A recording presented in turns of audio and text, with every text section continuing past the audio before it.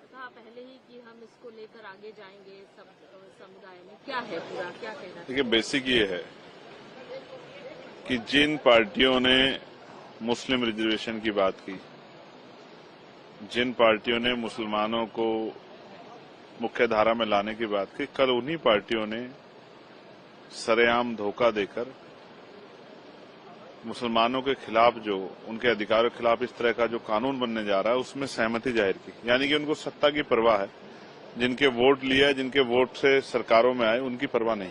कल बहुत सारे लोगों के चेहरों से पर्दे बेनकाब हुए। हालांकि देश उनको माफ नहीं करेगा, क्योंकि संविधान विरोधी इस बिल का उन्होंने समर्थन किया है। साथ साथ रही बात, आपने कहा कि ये लोकसभा में पास हो गया। ठीक है, लोकसभा में बहुमत है सरकार को। हम लोग, मैं ये मानता हूं कि उस बहुमत का, हम भी जानते थे कि बहुमत, अगर ये जो साथी उनके साथ अलायंस में, अगर वो लोग, उन्होंने, उनकी आत्मा नहीं जागी, उनका जमीर, अगर उन्होंने अपने जमीर की बात नहीं मानी, तो ये बिल जो है वो पास हो जाएगा। लेकिन हमारा फर्ज ये था कि हम अंतिम समय तक लड़ाई को लड़ें। जो गलत हो रहा है, जो असंवैधानिक हो रहा है, उसके खिलाफ लड़ाई को लड़ा जाए, और तब तक लड़ा जाए जब तक जो है कुछ भी निश्चित ना हो जाए। अब हम लोग कोर्ट में भी जाएंगे और सड़कों पे भी जो है, अगर पार्लियामेंट से कोई कानून बन गया है, ऐसा बनने जा रहा है जिसमें वो मानते हैं कि सही नहीं है, हम उसको दिल से स्वीकार नहीं करेंगे और सड़क पे अपने आंदोलन के जरिए उसका विरोध दर्ज कराएंगे। सरकार को वापस जो है उसकी गलती का एहसास कराने का काम करेंगे। और मैं फिर कह रहा हूं, कल होम मिनिस्टर ने कहा, बाकी मंत्रियों ने कहा कि ये कहा जा रहा है कि मुसलमान विरोधी नहीं है बिल, मुसलमान विरोधी है, ये अफवाह उड़ा, गुमराह किया जा रहा है, लेकिन मुसलमान विरोधी नहीं है।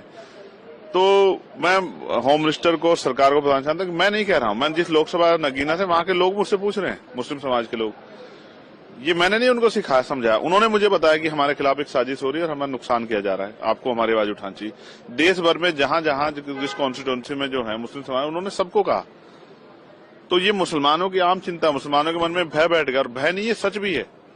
कल इस पे बहुत चर्चा करते मैंने बताया कि इससे किस तरह के परेशानियां होंगी, और वो परेशानियां हम सब लोगों के सामने है।